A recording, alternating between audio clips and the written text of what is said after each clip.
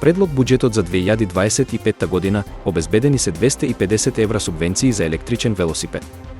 Оваа мерка е дел од пакетот за поддршка на граѓаните за користење на одржливи и еколошки превозни средства. Од владата соопштија дека мерката е насочена кон промоција на зелени иницијативи и намалување на загадувањето, со цел да се стимулира користењето на велосипеди како алтернатива на автомобилите. Субвенцијата ќе биде достапна за сите граѓани кои ќе купат нов електричен велосипед во текот на годината. Процедурата за аплицирање ќе биде објавена дополнително, а ќе вклучува доставување на доказ за купување и барање за поврат на дел од средствата. Оваа мерка е дел од пошироките напори на владата за поддршка на зелена транзиција и одржлив развој. Бугарија и Романија ќе станат целосни членки на Шенген зоната од 1 јануари 2025 година. Оваа одлука беше донесена по долготраен процес на преговори и усогласување со шенгенските стандарди. Со нивното влегување ќе се укине граничната контрола меѓу овие две земји и останатите членки на Шенген зоната, што ќе овозможи слободно движење на луѓе и стоки. Одлуката беше поздравена од европските институции, кои ја оценија како значаен чекор за проширување на Шенген зоната и зајакнување на европската интеграција. Бугарија и Романија веќе ги исполнуваат сите технички критериуми за членство, а ова ќе донесе придобивки не само за двете земји, туку и за целиот регион.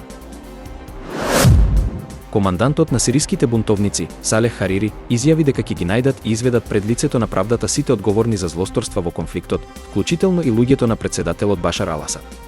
Харири категорично ја отфрли можноста за помилување, истакнувајќи дека мора да има одговорност за извршените злосторства за време на граѓанската војна во Сирија. Во интервјуто, Харири посочи дека нивната борба е насочена кон враќање на правдата и правата на сирискиот народ. Тој нагласи дека бунтовничките сили нема да прифатат каков било компромис кој би ги поштедил виновниците од казна, додавајќи дека помирувањето може да се постигне само преку правда и одговорност. Израелските сили започнаа со првото повлекување од либанската територија, откако неколку недели беа вклучени во судири со Хезболах долж границата. Повлекувањето доаѓа во услови на меѓународен притисок за намалување на тензиите во регионот и избегнување на понатамошна ескалација на конфликтот. Израелските власти соопштија дека акцијата е дел од прераспоредување на воените сили.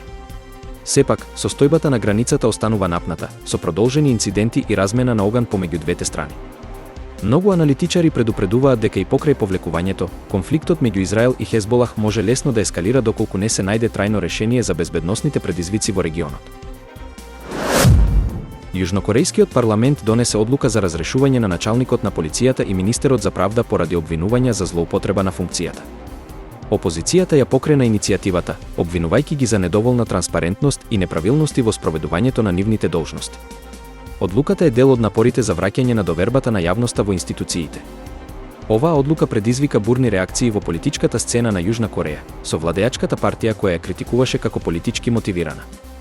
Опозицијата, пак, нагласи дека станува збор за потребен чекор кон отчетност и реформи во системот, особено во светло на неодамнешните корупцијски скандали.